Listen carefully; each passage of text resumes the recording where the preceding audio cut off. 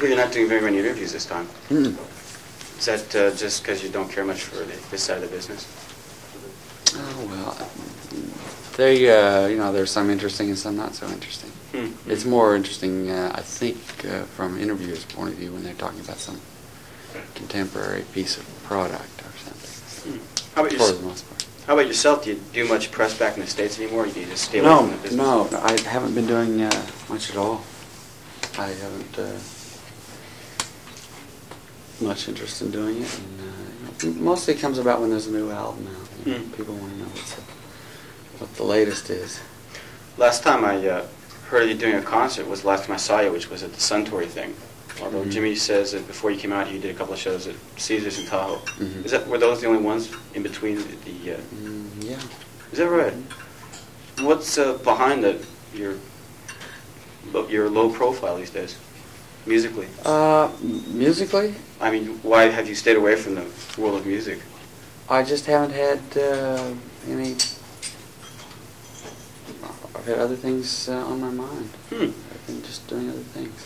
It really strikes me as interesting because, a lot of the musicians who've been around from, say, the 60s are still trying to plug away on this and that. You get your Jimmy Page now working on a new band with Paul Rodgers, and they're still doing the same old things they did. But then you get a person like yourself who has been so creative over the last 20 years, and all of a sudden you're turning in a completely different direction now.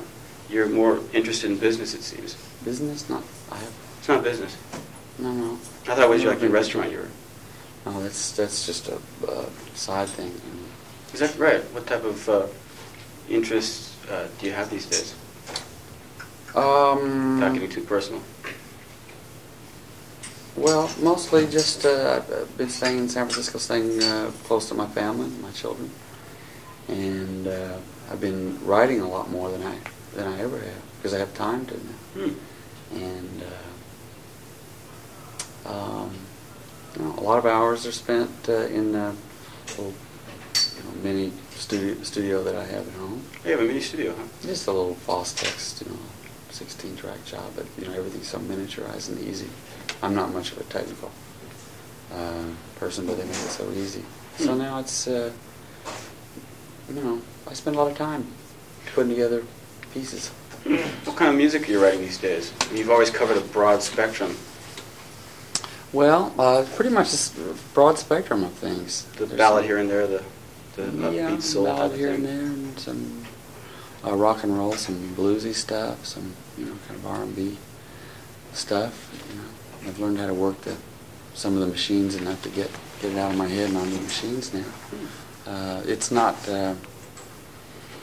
anything a whole lot different than I've done all along, but then again, it's just a variation, a little more rhythm and blues oriented now. What inspires you to write a song? And is the changes in your life change the way you write music now, or do you still basically approach it in the same manner? I approach it in the same way, although I think circumstances just make it different. I have more time now. It's not time to make an album now. It's not time to go on the road now. It's just I just take the time to do what comes up, and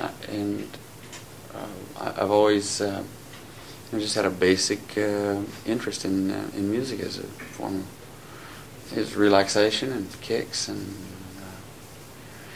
it's just there now with the time to do it. I don't feel the pressures of being on the road or of keeping a career together.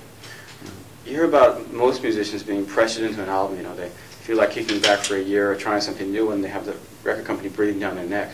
You don't have any obligations? No, I've never had that kind of pressure from CBS, who I've been with since 1970.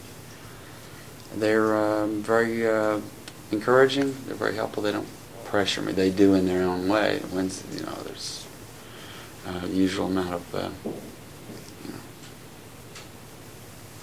inane questions about.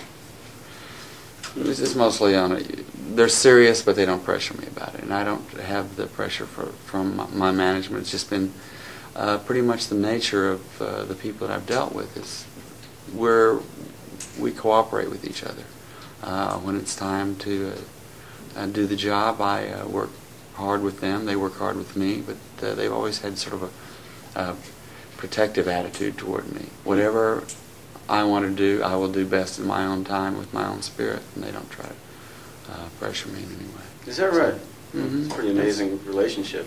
It's one that I found when I started working with Irving Azoff in Los Angeles. He was really just coming into his own as an important manager and person in the business, and he's the first one that ever really gave me the freedom. Although, like I say, CBS has never pressured me. They've given me full leeway as far as whatever I want to do, whenever I want to do it. But it's my personal goals and values were such at the time that I wanted to work a lot. I wanted to keep the string of albums, pretty much consistent, and the road shows coinciding with that, and with, that their own element of things. But when I started working with Irving, he gave me a great deal of